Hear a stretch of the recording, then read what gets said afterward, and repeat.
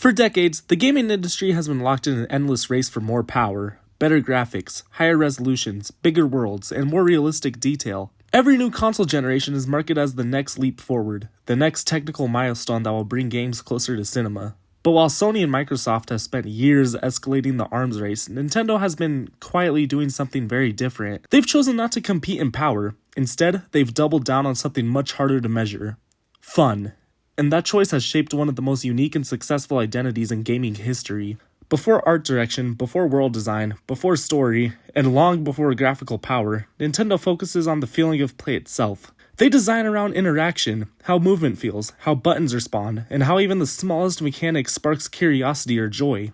This approach goes all the way back to the earliest hits. Donkey Kong worked not because it was visually impressive, but because jumping over barrels and timing your movements created a satisfying challenge. Mario became iconic not because a polygon counts, but because every jump and acceleration was tuned with almost obsessive precision. The philosophy continued even as competitors leaped into the future with powerful home consoles. When industry moved towards realism in the early 2000s, Nintendo countered with the Nintendo DS and the Wii. Two systems that were objectively underpowered but focused on new ways to play: touch controls, motion controls, dual screens, and interactive simplicity. Critics laughed at the Wii's hardware, but players didn't, and despite its limitations, the Wii outsold consoles that were far technically advanced, proving that novelty and fun could matter more to audiences than raw power ever could. The same principle carried into the Nintendo Switch. When the Switch launched in 2017, its specs were already outdated. Nintendo wasn't trying to win a power war, they were trying to expand how and where people could play. And that mattered more to players than 4K graphics or cutting-edge rendering. Nintendo's emphasis on play over power is reflected not just in their hardware, but also their creative decisions. Their games are built around small moments of discovery, experimentation, and interaction.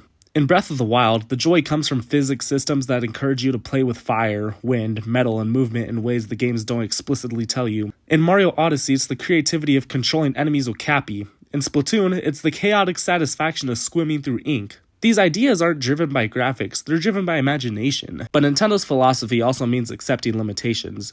Their focus on intuitive play often requires abandoning industry trends, avoiding unnecessarily realism, and embrace stylized visuals that age slowly but maintain personality. As a result, their games may not always look the most advanced, but they remain recognizable and timeless. Ultimately, Nintendo succeeds because they understand something in the industry often forgets. Players don't return to games because they look real, they return because they feel good to play. Nintendo has built an entire identity around this idea, a belief that innovation is measured not in teraflops, but in curiosity, creativity, and joy. While other companies battle for graphical dominance, Nintendo has chosen a different path, one defined by imagination rather than raw power. And as long as they continue to value fun as the heart of the game design, they'll always stand apart from the rest of the industry.